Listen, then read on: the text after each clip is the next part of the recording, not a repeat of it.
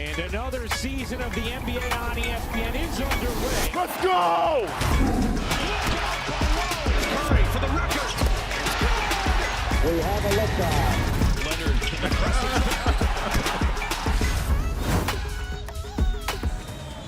Hello and good afternoon from Los Angeles, California.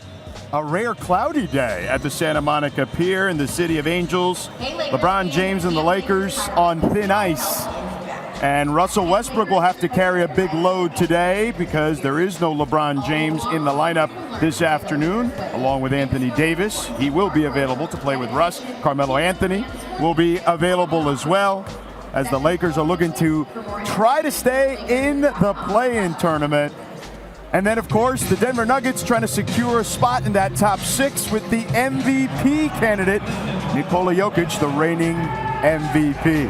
And speaking of MVPs, I'm here with two of them, Gold-Onwude and O'Shea Jackson Jr., our friend here as well. I'm Jorge Sedano. Welcome into Hoop Streams here from Crypto.com Arena. Coming up in a little bit, O'Shea has got a ridiculous Kobe story that you're not going to want to miss. And, of course, Roz has got tons of info as she spoke to a ton of people before the action today. Don't forget, if you're watching, of course, on the ESPN app, you can watch on ESPN's Twitter, YouTube, Facebook as well. So let's get started. Let's get right into this thing. LeBron James not available today, guys. So he's got to have 2 games to qualify for that scoring title. Right now, Giannis has 20 heading into the fourth quarter. We know Joel Embiid is in that mix as well. So what do you do if you're LeBron James? Ankle soreness, Roz. Do you shut him down, or do you keep trying to plug away to get that scoring title? Okay, well, me being a basketball fan, I would be like, let's see him go for it. What a tremendous accomplishment to do at his age, and probably one of the lone really bright spots of a tough Lakers season. But if I'm a Lakers fan, I'm probably like, oh my God, let's preserve him and let's be careful with him. But I actually spoke with Phil Handy before the game, assistant coach for the Lakers. He's been working with LeBron James for 7 years now through different teams and organizations. And what he wanted to point out about LeBron being in this position to potentially have the scoring title was that, yeah, LeBron is this phenomenal generational talent, but it comes down to the work. He's one of the greatest workers he's ever seen in his career. It reminds him of Kobe. It reminds him of Kawhi Leonard. He put those 3 in the same category of guys who are committed to the work on and off the court year after year, day after day. And he also said during this rough season that LeBron's demeanor has been consistent as a leader. Now, O'Shea, there is not a bigger Laker fan in this town than you. You and I go back now. I know this about you. I know the scoring title is not what Laker fans want, but considering the way this season is going, what would you do with LeBron?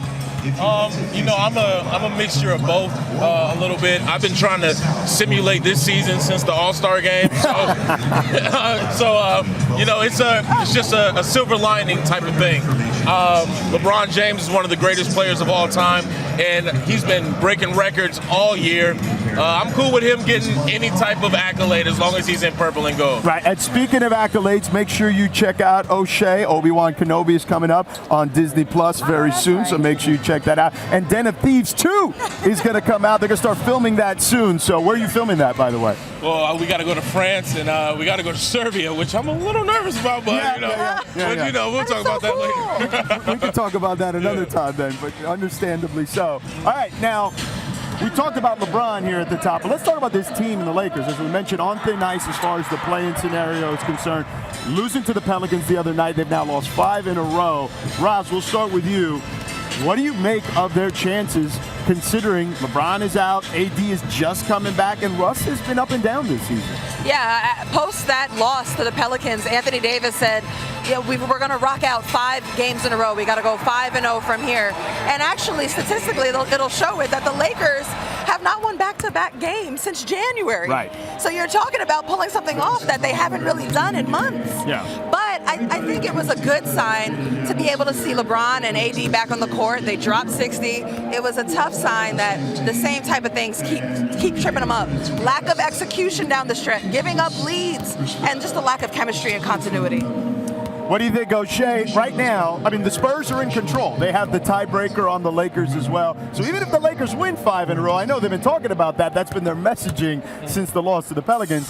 yeah, they can win 5 in a row and still find themselves on the outside looking in. Yeah, you know, it doesn't help their cause to win 5 in a row when LeBron's not playing against the Nuggets. Right.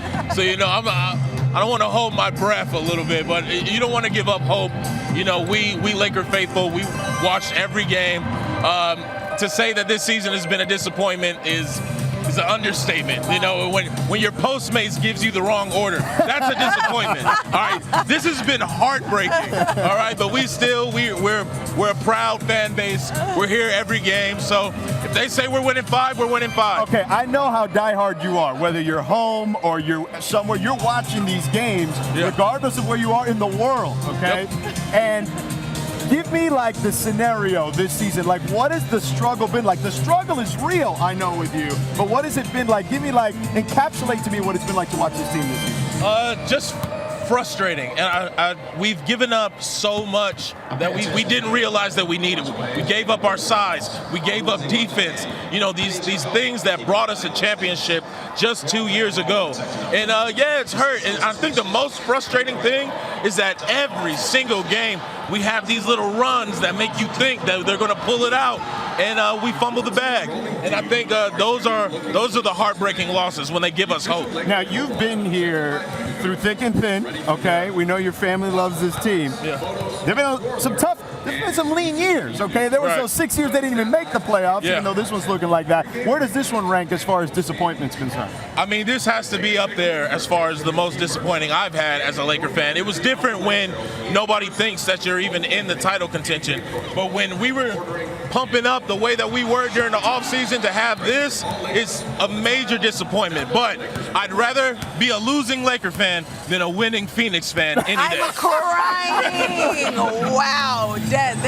Phoenix fans are going to kill you. Taking strays, those Suns right now. Yeah. Now, how far away, though, or does it still feel close and near, that 2020 championship? How do you hold on to that and remember that as you see this team with some pieces of that squad still here? We definitely embrace it. Let me tell you, the Laker faithful, you know, we remind everybody that we just won the title a hiccup ago. And those who want to talk about the bubble and all that, how come your team didn't win? Yeah. It's so easy. How come y'all didn't pull it out? Yeah. So, you know, it is what it is. We still got the champagne on our breath. Yeah, and they beat this team that they're facing today in the Western Conference Finals in the bubble as well. Jamal Murray was behind us warming up. I believe he's still out there shooting some shots right now as we speak. So, Raj, let's talk about the Denver Nuggets real quick, because I do want to switch to the MVP race. But I know you talked to some folks in Denver about Nikola Jokic's MVP race and about Jamal Murray. Yeah, as far as Jamal Murray, I mean, there's been some differing reports about when he's coming back. Is he coming back? But the main feeling around the team, the coaches, the players, is no pressure. You know, like, if it doesn't feel right, don't force it. That's coming from Nikola Jokic, who said, don't force it. Just spoke to Austin Rivers, who was like, of course we want him back, and that would absolutely change things for our team and that dynamic and help our squad. But if you're feeling pain some days, is it pain or is it just soreness? We want you back. Also spoke to them about Nikola Jokic's MVP campaign. Right. So the reason why... The reigning MVP as well. Absolutely. Yes. So the reigning MVP, and sometimes flying under the radar, even though he's having this fantastic season, Austin Rivers, I asked him, why should Jokic win it? What differentiates him? And he said he feels that Nikola could be averaging like 30-plus points if he wanted to. He said that, his words. And he said his domination is effortless, but his style of play is so much about making others better. Right. He's a savant passing-wise. So that is also part of being an MVP candidate, the fact that you make your teammates better. O'Shea, who's your MVP this year? It's hard not to look at Jokic's numbers and just think like this guy should be it, but Giannis has shown me something that I didn't think he had. That step back three the other night to ice the game, incredible. Like this dude is on another level.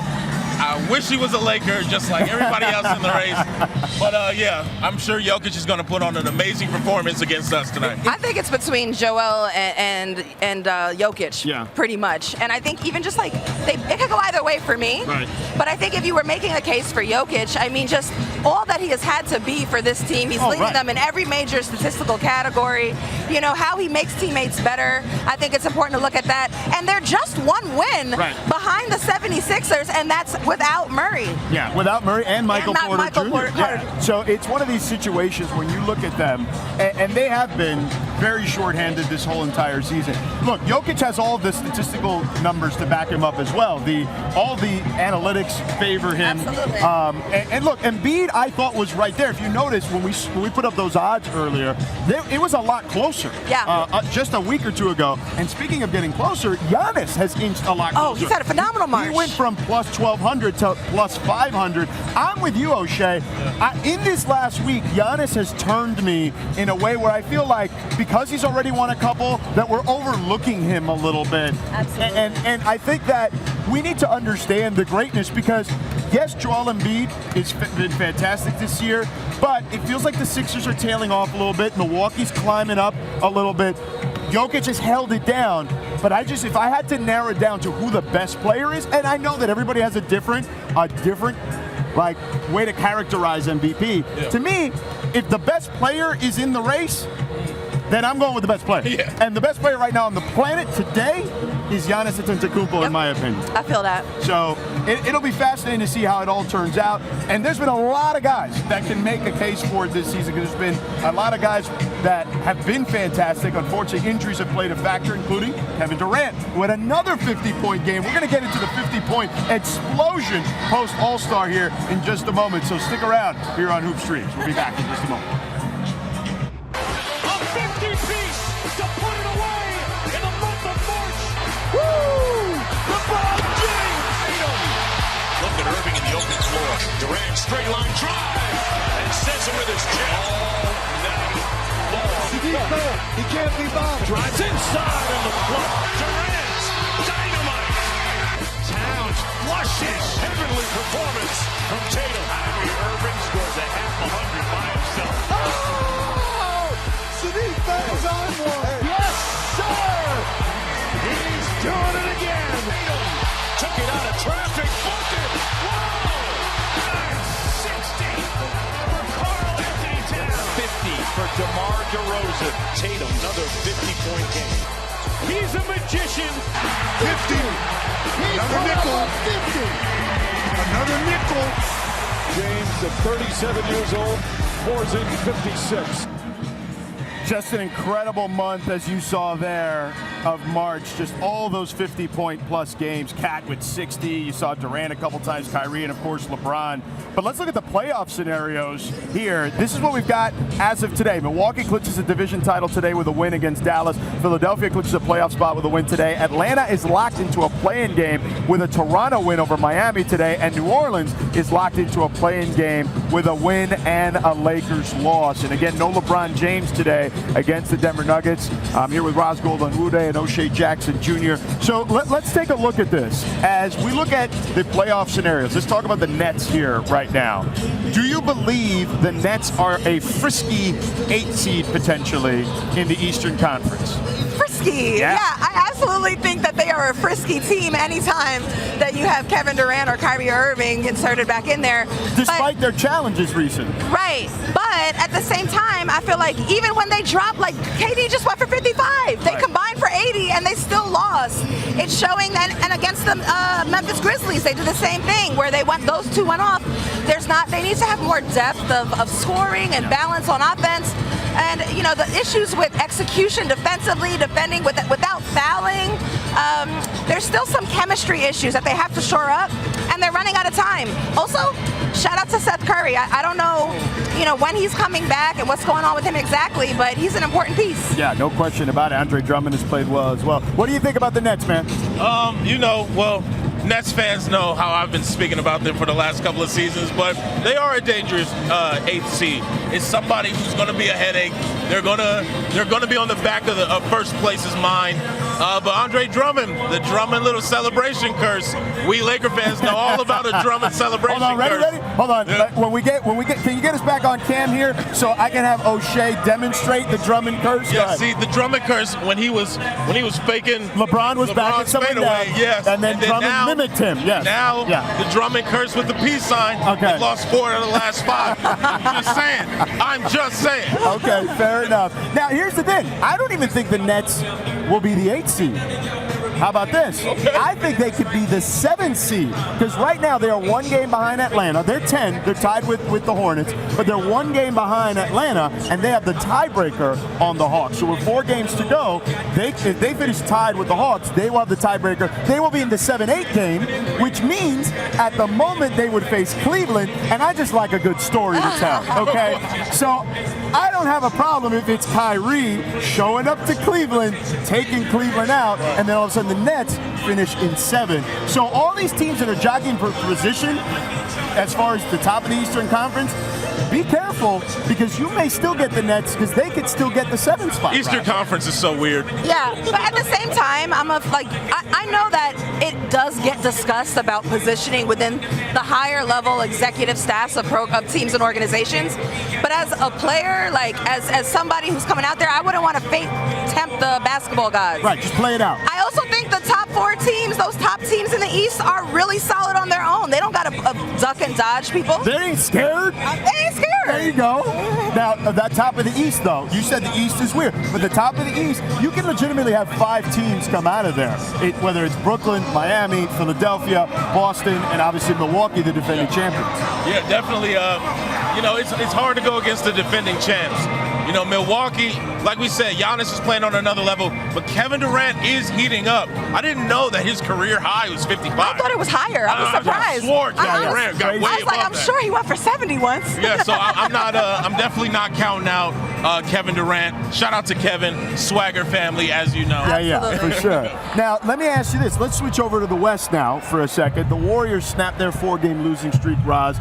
Big win, huge comeback win in the 4th quarter. They had a crazy run in that game to kind of pull that one out.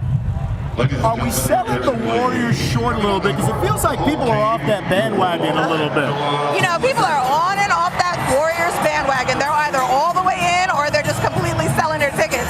But it was an important win, I think, when Klay Thompson kind of gets out of the struggle that he was having. And he went crazy. And Klay's capable of that. But with him coming back from 2 years off, you've got to settle your expectations. I think right now the most important thing for the Warriors is developing some good habits, some confidence, getting back to executing on the defensive end, and then getting ready for Steph to come back. That's the key right there. Because Draymond and Steph together, to me, like Klay, I still feel will have to work his way through this a little bit. But Jordan Poole has stepped up offensively. But Klay and Steph and Draymond together are such a perfect match. Well, actually, in the comeback against the Jazz, Draymond was the one that sparked the Warriors with like an emotional speech. But I think for players like Jordan Poole and Andrew Wiggins, there have been like 3 key moments when Klay came back and them having to like learn where they are in the offense. When Draymond got hurt and everybody had to figure out how to like create more passes, assists, and defense for each other. And then now with Steph out, like what does that look like and how do you get your shots and spacing figured out? Absolutely. So can they put it all together? Is there enough time for that? I don't know. What do you think of the Warriors, O'Shea? The Warriors are, as far as the Western Conference goes, Pacific Division, I always have the utmost respect for the Warriors and always think they can pull it out.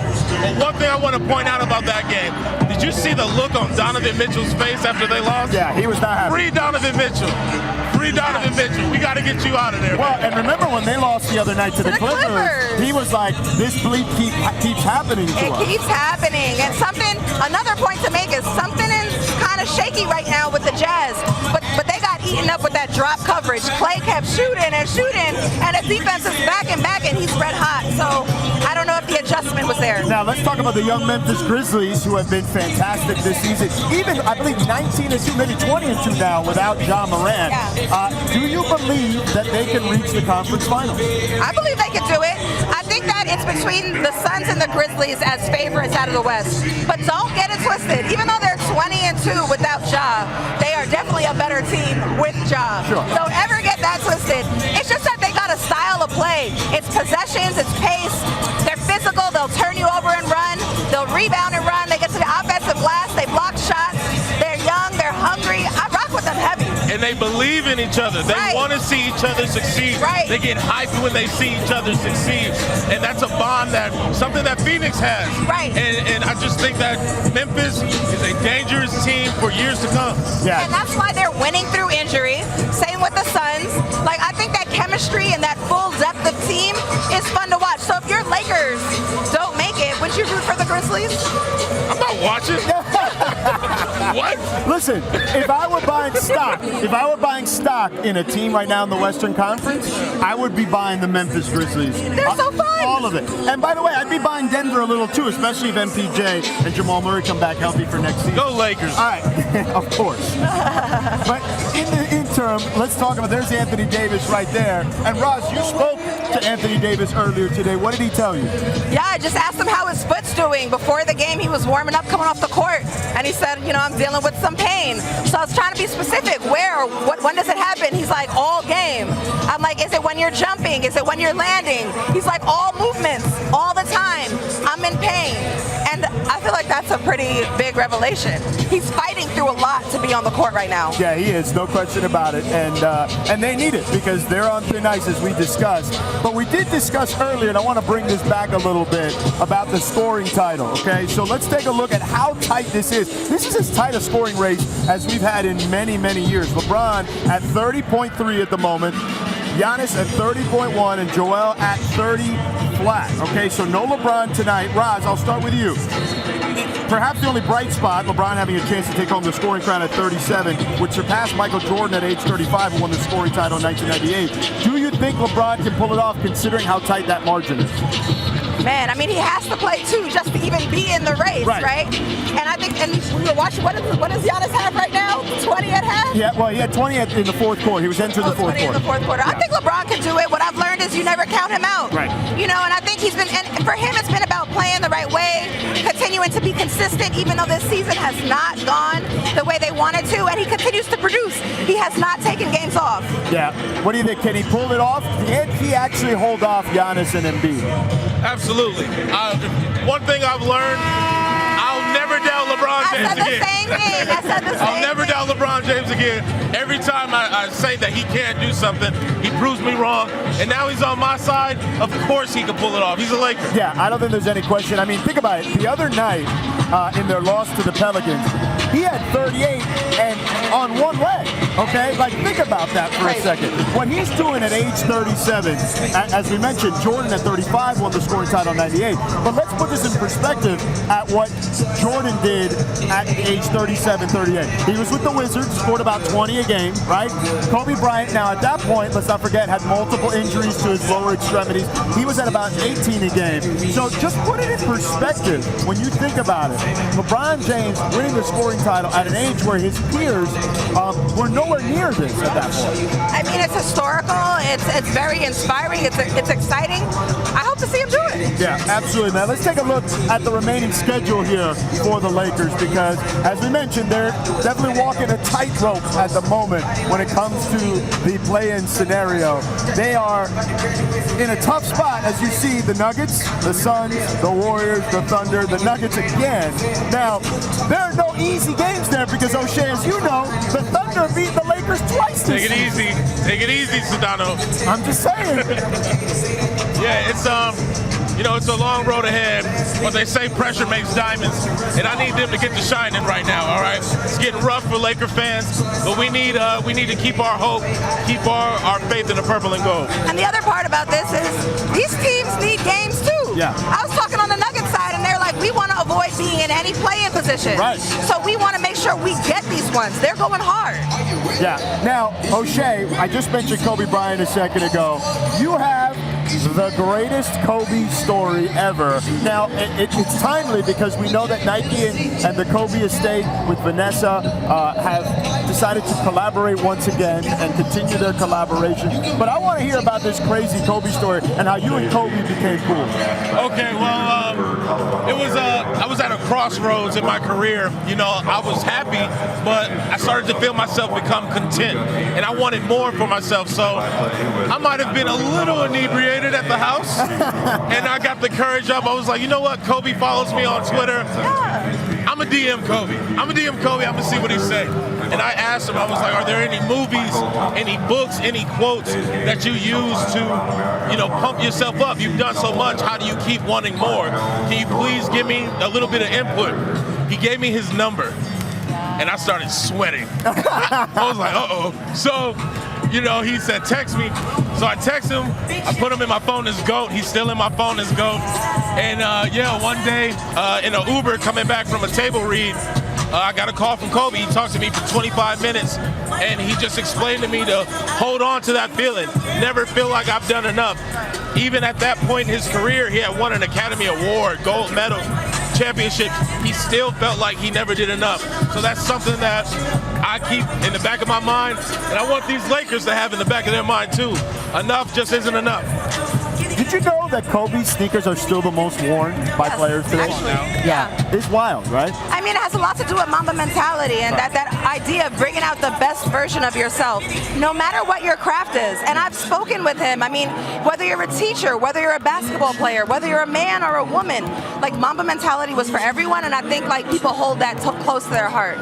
Do you believe, like, how do you view how his legacy continues to really flourish, I think, posthumously at this point? I love this. I got to know Kobe at the end of his career when he was really investing in women's basketball. Right. And I love that that's a part of his legacy right now, too. And Gigi, his commitment was genuine. Yeah. And honestly, I really appreciated that he would come to the games and go see USC versus Oregon, and Gigi would be there. I mean, that's how I got to really get to know Kobe. And I felt very seen by him and given a chance. I'm really excited by the way they're honoring Gigi. I think the thing that Kobe left behind for all of us, not only playing in the league, but all of us as fans as well, Kobe left behind mentality. We always hear about Mamba mentality, but his first Olympics, his first time in the Olympics, Kobe taught that team work ethic. Getting up 4 a.m., working out 3 times before the game even starts going. And I think that's something Kobe has implanted into the minds of players who follow him and, his fans alike. Now, your boy AD right behind you. There you go. See? Now, let's talk about these two teams here. Let's start with the Lakers at the moment. Raz, I'm going to let you put your GM cap on, okay? What is this team, look, considering, let's say they don't get into the play-in, which I think is the likely scenario at the moment because they don't control their own destiny. What do they need to do in the offseason? People are talking about how do they move maybe Russell Westbrook or even Anthony Davis? Does LeBron come back? My comments on Russell Westbrook are, it's been a rough season. And it'll be tough to see how they even move that contract.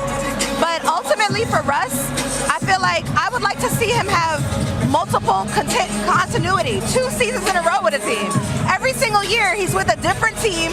Sometimes that team is super young. Sometimes that team is super old. None of these teams have had really winning cultures when he came into them. And I just feel like this year, all injuries, LeBron's in, AD's out. It's a lot, and I just feel like that has a lot to do with his success as well. Yeah, we as Laker fans, we've been talking about injuries for the past 2 seasons in a row. It really makes me appreciate what we had with Gary Beatty, in those times back then. We knew when we signed these players that there was a chance, when you sign older veterans like this, there's a chance the injury bug is going to bite you. We didn't know it was going to be like this. I'm going to put you on the spot. Is LeBron's title window closed? As long as LeBron James has a Laker jersey, his title window will never close. No. As long as he's in a Laker jersey. No. You get the right crew around LeBron. He's in the lead for a scoring title right now. Yeah, for sure. You can do it. Period. Sure. I don't know if this is the right roster. No, they're gonna need to do a complete makeover. I don't think there's any question. This roster was not the right mix for him. It's obvious based on the results. I am curious to see, as we talked about earlier, if Michael Porter Jr. and Jamal Murray come back to this Denver team, because that would make them way more potent in a very difficult Western Conference. And by the way, shout out to Carmelo Anthony today. Carmelo Anthony is going to receive the Kareem Abdul-Jabbar Trophy today. Of course, listen, when you get anything that's named after the cap, you got to be happy about it. Right. Kareem Abdul-Jabbar, somebody who I feel like gets looked over in the GOAT conversation unfairly. But yeah, anytime a Laker award like that goes to a Laker, I'm happy. Yes, and the trophy is for the Social Justice Award trophy for Carmelo Anthony. We know how involved he is in his community and everywhere where he's been. I mean, locally, within the U.S., outside, in Puerto Rico, in Africa, he's done a lot of investment and great work with community members and also for underserved and minority investors and tech people. All right, so the game is coming up. Make sure you log in to your app right now. You can watch it right here where you're at with us right now. For Ross Gold-Onwude, for O'Shea Jackson Jr., make sure you check out Obi-Wan Kenobi on Disney Plus and check out Den of Thieves 2 when it comes out. I'm Jorge Sedano. Enjoy the game. We will talk to you next time. Go See you then. Lakers. Lakers Nuggets next on ABC and ESPN.